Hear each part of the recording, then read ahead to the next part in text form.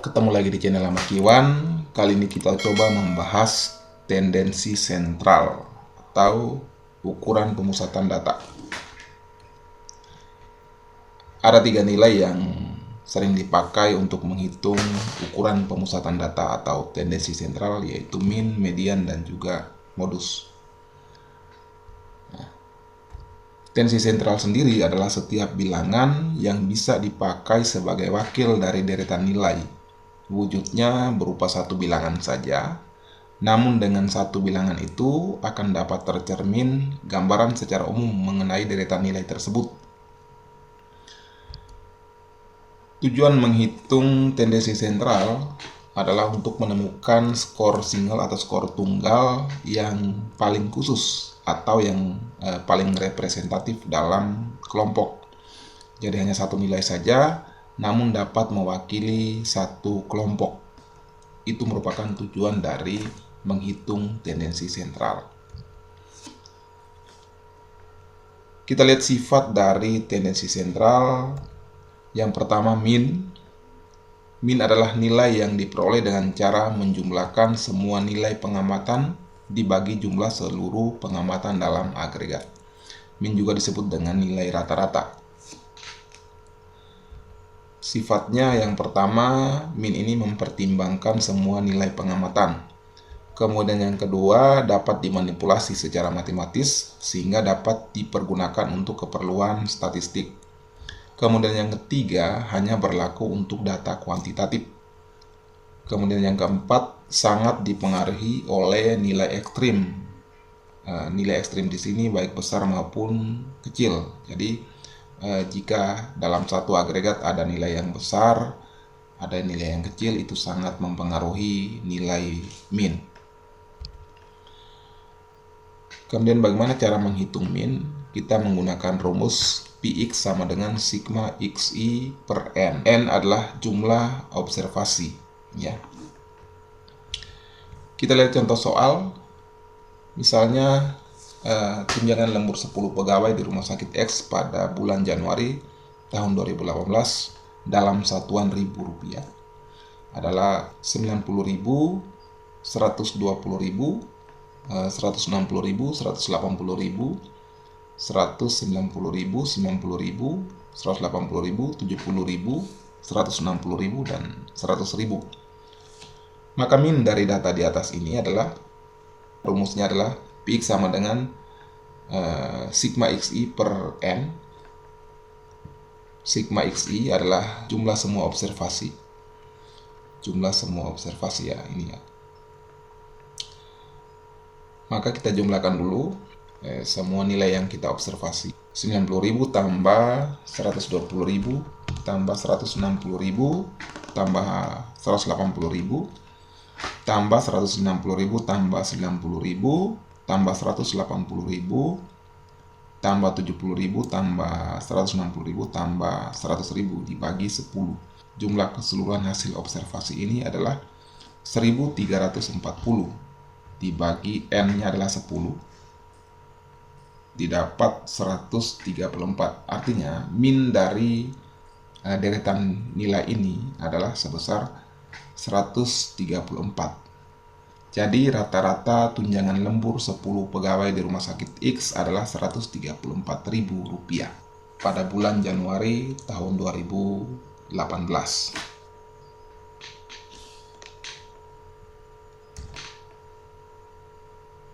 Ini menjadi latihan.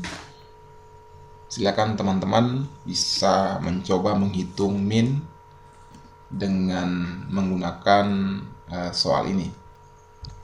Kemudian yang berikut adalah median. Median merupakan nilai observasi yang terletak di tengah setelah data pengamatan diurutkan menurut besar kecilnya. Sifat dari median, yang pertama, median mudah dihitung dan mudah dimengerti. Kemudian dipengaruhi oleh jumlah observasi, tetapi tidak dipengaruhi oleh nilai observasi. Kemudian bagaimana kita menentukan nilai median? Untuk menentukan nilai median, data tersebut harus diurutkan dulu dari nilai terkecil ke nilai terbesar. Posisi median adalah kita hitung dengan rumus n tambah 1 per 2. N di sini adalah jumlah data. Namun di sini ada catatan. Yang pertama, jika jumlah data ganjil, maka mediannya adalah nilai yang berada tepat di tengah gugus data. Yang kedua, jika jumlah data genap, maka mediannya adalah rata-rata dari dua nilai data yang berada di tengah gugus data. Sebagai contoh, misalnya ini ya. Contoh soal yang pertama. Ini untuk seri pengamatan ganjil ya. Tentukan median pada nilai statistik di bawah ini. Ini ya, ada 9 orang mahasiswa yang mempunyai nilai seperti terlihat pada tampilan ini. Andi mendapat nilai 85, Audi mendapat nilai 90, Desi mendapat nilai 75, Fani mendapat nilai 68, Haris mendapat nilai 70, Joko mendapat nilai 80, Sinta mendapat nilai 75, Umaima mendapat nilai 74, dan Seskri dapat nilai 82. Kemudian di sini kita disuruh menentukan nilai median. Langkah menentukan median tadi yang pertama adalah kita menentukan urutannya dulu. Kita membuatkan urutan datanya.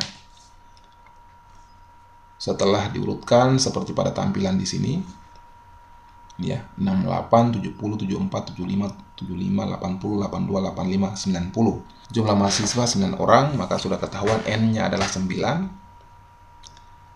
Kemudian kita disuruh menentukan mediannya.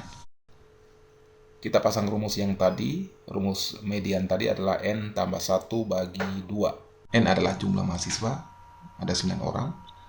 Ditambah 1 sama dengan 10 dibagi 2 sama dengan 5. Maka median dari data di atas adalah angka yang ada pada posisi kelima. Ya, 1, 2, 3, 4, 5. Nilai di sini adalah 75. Maka median dari deretan nilai ini adalah 75.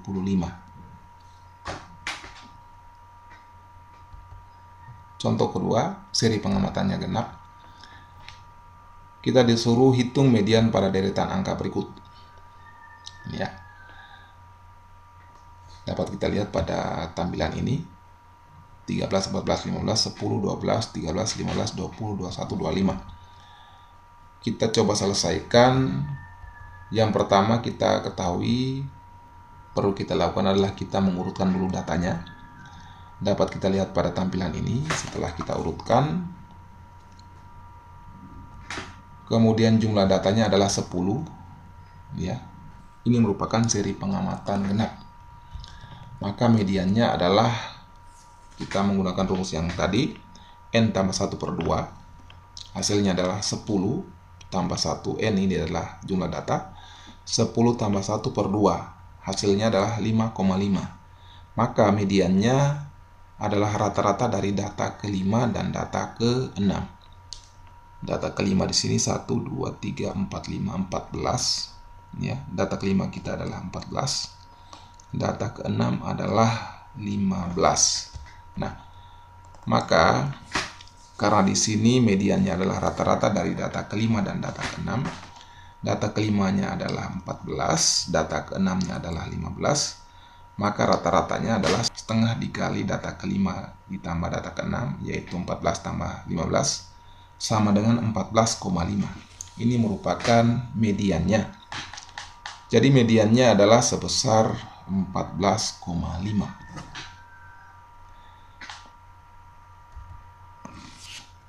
Oke, kita lanjut. Ini menjadi latihan dari deretan nilai ini. Silakan dihitung mediannya. Gunakan contoh yang tadi. Kemudian yang berikut adalah modus. Modus sendiri adalah nilai yang memiliki frekuensi terbanyak atau yang sering muncul. Sifat modus yang pertama tidak dipengaruhi oleh nilai ekstrim. Kemudian yang kedua, digunakan baik data kualitatif, nominal dan juga ordinal, maupun data kuantitatif, yaitu interval dan juga rasio. Dalam menentukan nilai modus, ada beberapa kemungkinan yang terjadi. Yang pertama, tidak ada nilai yang lebih banyak yang diobservasi. Jadi tidak ada modus. Sebagai contoh ini ya, 56, 62, 55, 57, dan 65. Nah, di sini tidak ada modus ya. Tidak ada modus karena tidak ada yang lebih banyak. 56 hanya 1 ya. 62 juga hanya 1. 55 juga hanya 1, 57 juga hanya 1, 65 juga hanya 1. Artinya tidak ada nilai yang lebih banyak diobservasi. Kemudian yang kedua, ditemukan satu modus atau disebut dengan unimodal. Sebagai contoh ini ya. Misalnya deretan nilai ini 56, 62, 62, 62 ini ya. Nah, hanya ada satu modus, yaitu dinilai 62, muncul 3 kali.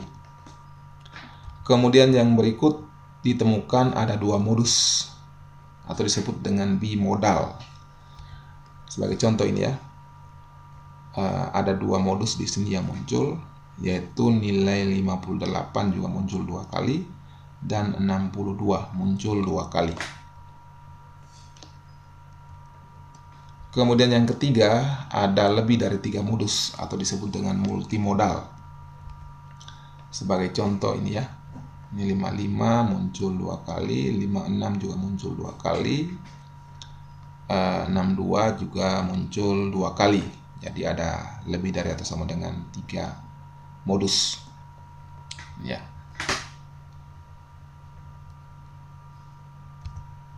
Sebagai latihan, silakan menentukan modus pada data ini.